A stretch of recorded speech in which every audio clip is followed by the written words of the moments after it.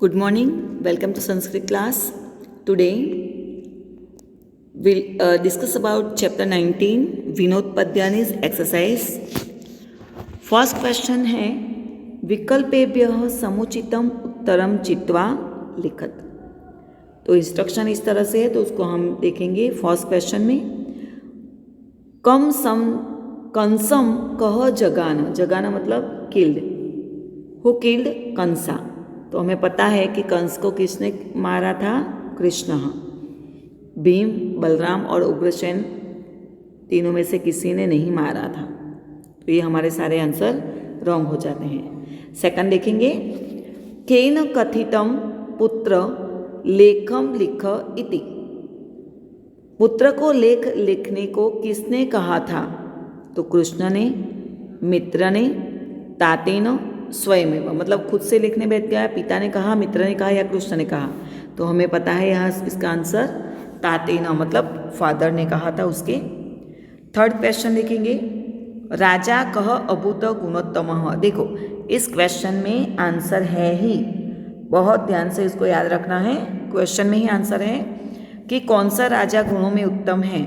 तो राम, फर्स्ट और last word join कर दो तो उसका आंसर हमें मिल जाता है। क्वेश्चन में ही आंसर है।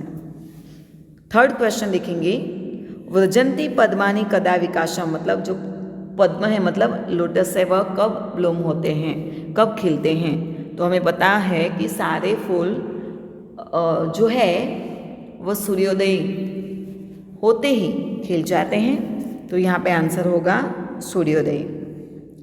क्वेश्चन नंबर 5 एकह केन भक्षितः। जो हमारी संख्या वाली राइडर थी उसमें एक को कौन खा गया? तो यहाँ पे आएगा व्याघ्रेण। आप सिंहेन नहीं लिख सकते, यहाँ पे व्याघ्रेण शब्द का प्रयोग किया गया है। आगे के क्वेश्चन को देखेंगे। संस्कृत क्वेश्चन है और आंसर भी संस्कृत में लिखना है। एक वाक्येन संस्कृत भाषया उत्तरम लिखत। उसमें देखेंगे फर्स्ट क्वेश्चन पुत्रेण कस्य आज्ञा न लोपिता। अब यहाँ पे संस्कृत क्वेश्चन आंसर लिखने में हमें ध्यान रखना है कि क्वेश्चन कौन सी विभक्ति में पूछा गया है, तो हमें भी उसी विभक्ति में लिखना है। तो पुत्रेण कस्य, तो आज्ञा न लोपिता, पुत्र ने किसकी आज्ञा को उल्लंघन नहीं किया है।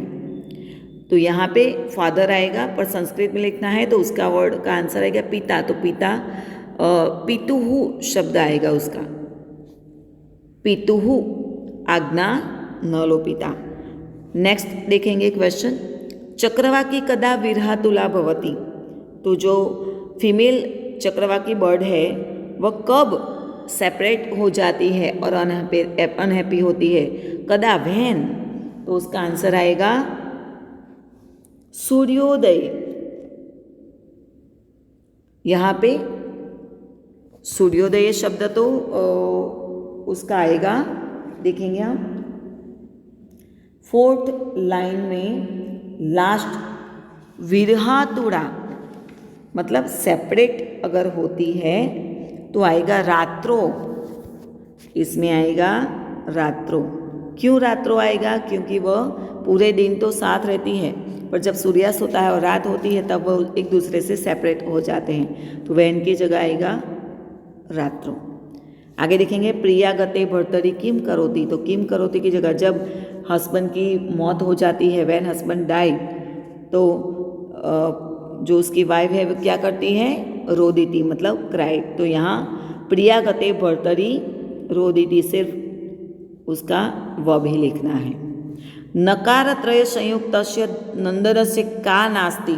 जिसके नाम में, सन ऑफ नंदा, जिसके नाम में 3 न है उसमें उसके पास कौन सी एबिलिटी नहीं है? तो उसमें लिखेंगे हम नकारत्रय संयुक्तस्य नंदस्य दान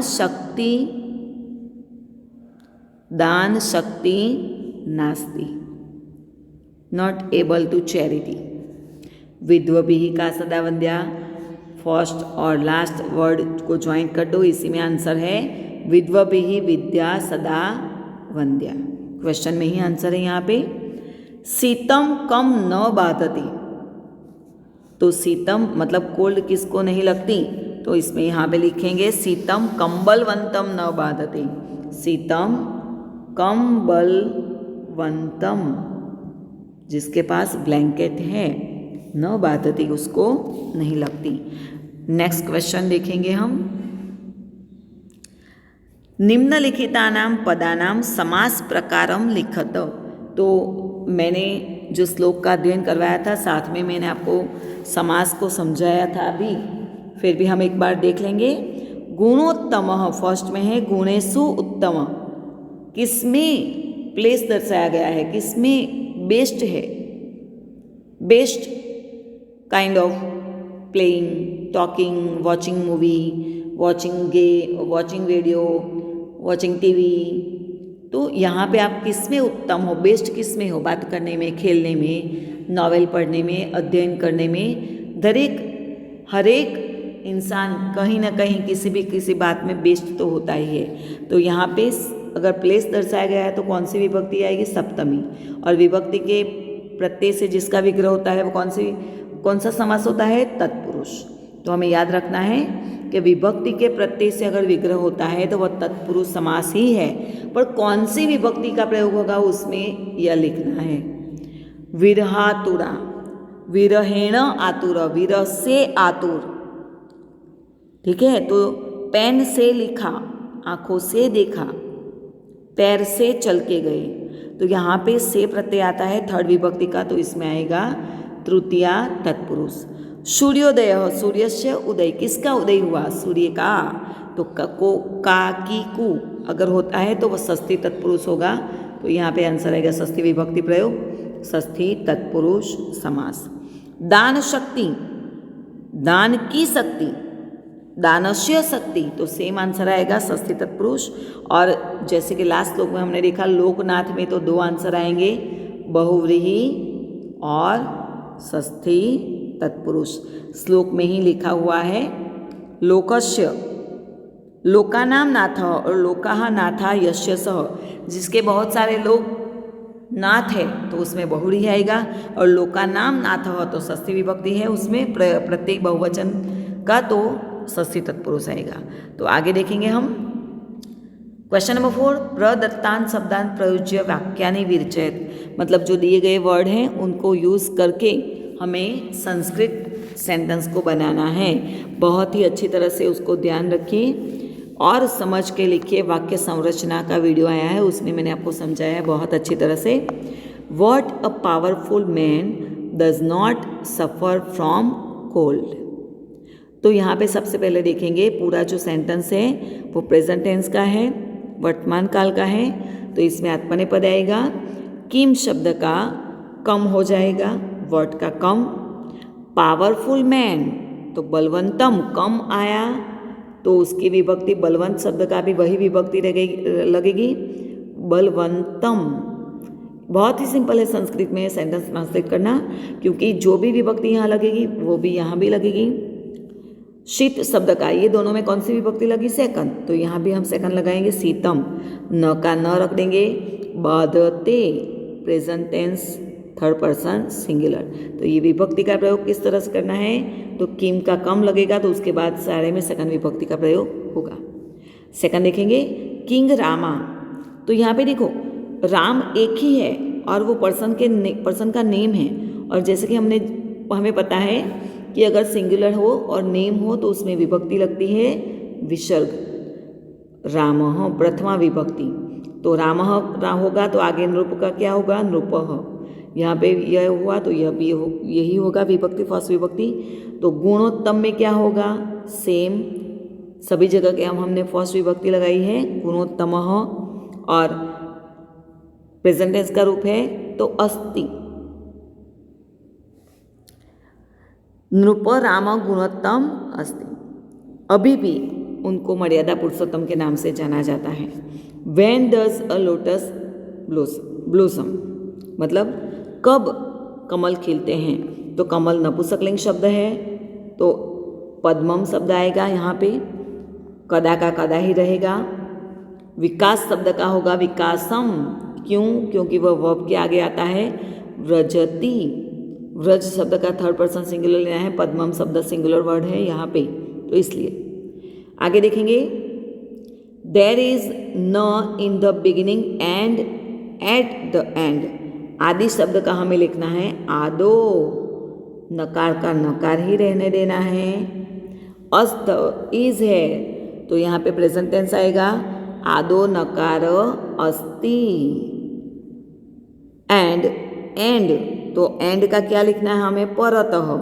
तो आदो लिखा तो यहाँ पे आएगा परतः का परतः ही रहेगा, अपि का अपि ही रहेगा, और नकार शब्द का नकार विसर्ग लगाना पड़ेगा, और अस्ति। तो सिंपल है, यहाँ पे सिर्फ आदो का चेंज करना है। आदो मतलब बिगिनिंग, नकार अस्ति, परतः अपि नकार अस्ति।